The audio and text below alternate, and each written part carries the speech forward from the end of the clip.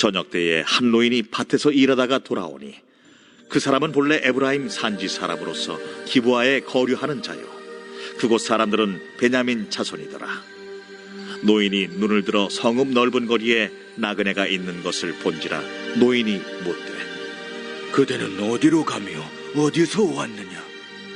그가 그에게 이르되 우리는 유다 베들레헴에서 에브라임 산지 구석으로 가나이다.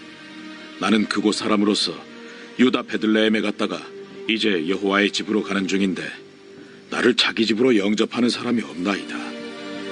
우리에게는 나귀들에게 먹일 집과 여물이 있고 나와 당신의 여종과 당신의 종인 우리들과 함께한 청년에게 먹을 양식과 포도주가 있어 무엇이든지 부족함이 없나이다. 그대는 안심하라. 그대의 쓸 것은 모두 내가 담당할 것이니 거리에서는 유숙하지 말라. 하고 그를 데리고 자기 집에 들어가서 나귀에게 먹이니 그들이 발을 씻고 먹고 마시니라. 그들이 마음을 즐겁게 할 때에 그 성읍의 불량배들이 그 집을 애워싸고 문을 두들기며 집주인 노인에게 말하여 이르되 내 집에 들어온 사람을 끌어내라. 우리가 그와 관계하리라. 아니라 내 형제들아, 청하노니 이 같은 악행을 저지르지 말라. 이 사람이 내 집에 들어왔으니 이런 망령된 일을 행하지 말라. 보라, 여기 내 처녀딸과 이 사람의 첩이 있은즉 내가 그들을 끌어내리니 너희가 그들을 욕보이든지 너희 눈에 좋은 대로 행하되 오직 이 사람에게는 이런 망령된 일을 행하지 말라. 하나 무리가 듣지 아니하므로 그 사람이 자기 첩을 붙잡아 그들에게 밖으로 끌어내매 그들이 그 여자와 관계하였고 밤새도록 그 여자를 능욕하다가 새벽 미명에 놓은지라. 동틀 때에 여인이 자기의 주인이 있는 그 사람의 집문에 이르러 엎드러져 밟기까지 거기 엎드러져 있더라. 그의 주인이 일찍이 일어나 집문을 열고 떠나고자 하더니 그 여인이 집문에 엎드러져 있고 그의 두 손이 문지방에 있는 것을 보고 그에게 이르되 일어나라, 우리가 떠나가자. 하나 아무 대답이 없는지라. 이에 그의 시체를 나귀에 싣고 행하여 자기 곳에 돌아가서 그 집에 이르러서는 칼을 가지고 자기 첩의 시체를 거두어 그 마디를 찍어 12덩이에 나누고 그것을 이스라엘 사방에 두루 보냈네. 그것을 보는 자가 다 이르되 이스라엘 자손이 애굽 땅에서 올라온 날부터 오늘까지 이런 일은 일어나지도 아니하였고 보지도 못하였도다. 이 일을 생각하고 상의한 후에 말하자 하니라.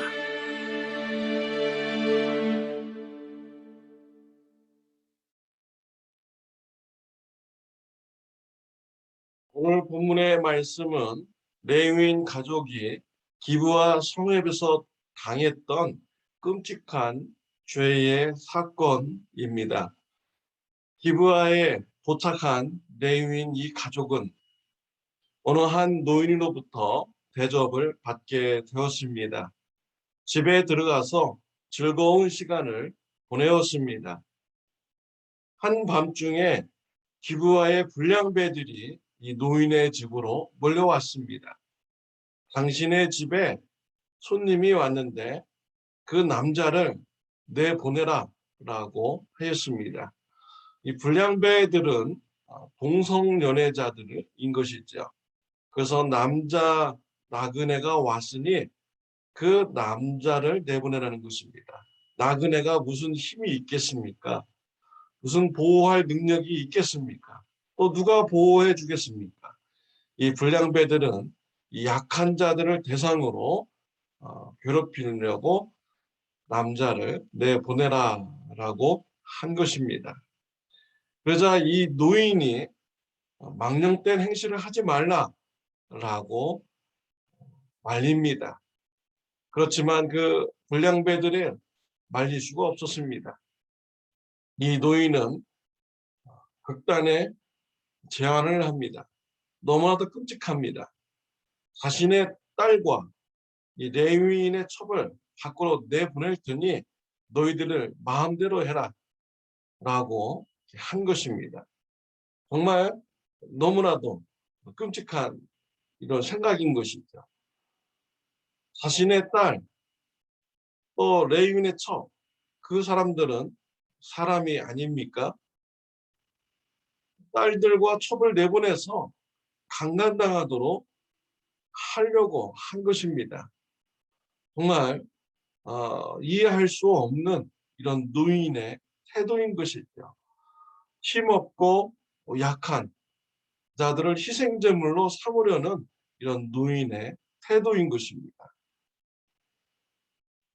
그런데도 이 불량배들은 남자를 내보내라고 합니다. 그러자 이번에는 레위인이 극단적인 행동을 하지. 자기가 나가서 해결봐야 될 이런 일을 자신의 첩을 붙잡아다가 강제로 밖으로 내보내게 됩니다. 이 레위인도 아무 힘없는 이 첩을 가지고 희생사무로서 자신이 살려고 하는 이런 아주 비겁한 행동을 한 것입니다. 불량배들이 첩을 데리고 가서 밤새도록 나쁜 짓을 합니다. 그리고 새벽 미명이 돼서 놓아줍니다. 이 레위인 첩이 집으로 돌아와서 문 앞에서 쓰러져 죽게 됩니다. 날이 밝았습니다. 레위인이 밖으로 나왔습니다.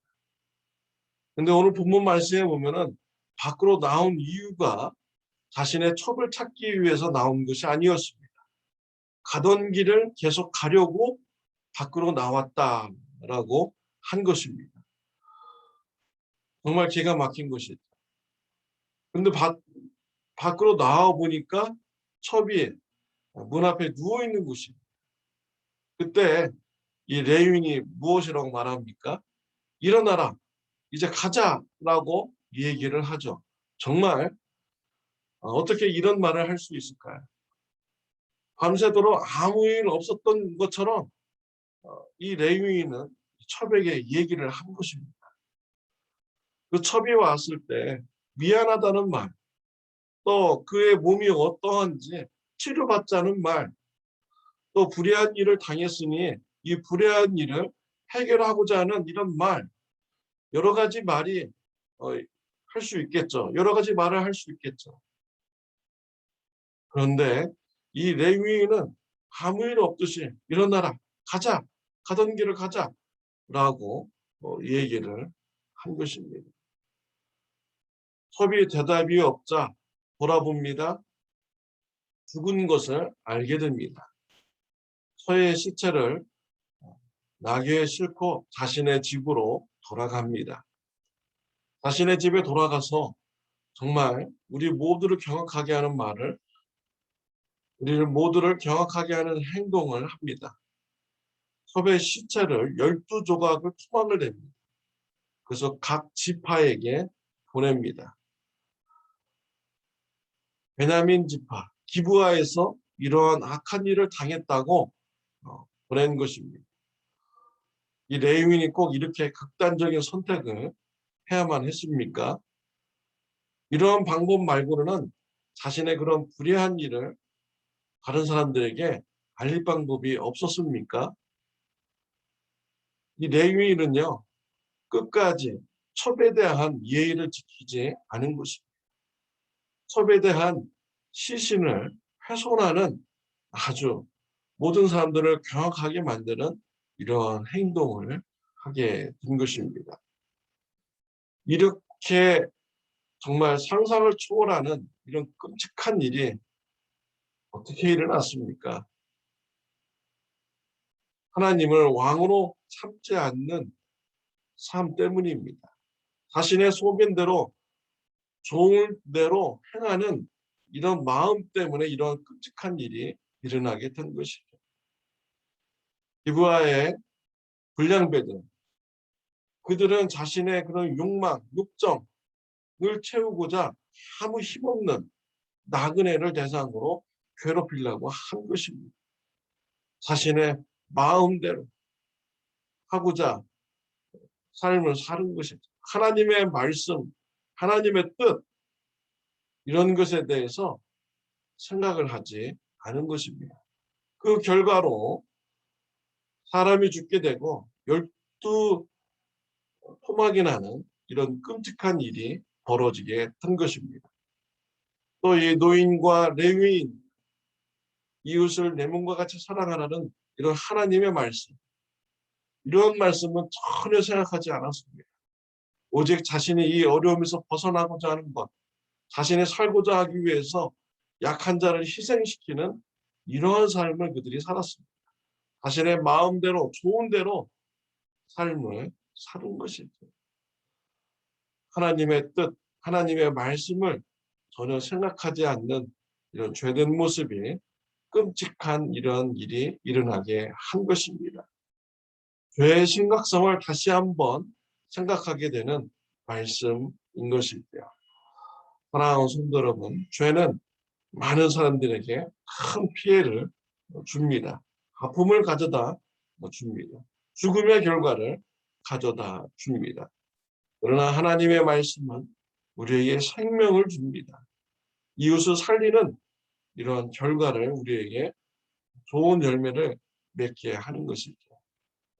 나의 소견에 좋은 대로, 내 마음대로, 내 뜻대로 살 것이 아니라 하나님을 왕으로 모시고 하나님의 말씀에 순종하는 삶을 살아가는 저와 여러분들이 되시기를 바랍니다. 기도드리겠습니다. 하나님 아버지, 감사합니다. 말씀을 통하여 죄가 얼마나 심각한지를 보게 해주시니 감사합니다. 내 뜻대로 살지 않게 해주시고 하나님의 뜻대로 하나님을 왕으로 모시는 삶을 살아가도록 주님 은혜 베풀어 주옵소서. 예수님의 이름으로 기도드렸습니다. 아멘. 좋은 하루 되시기를 바랍니다.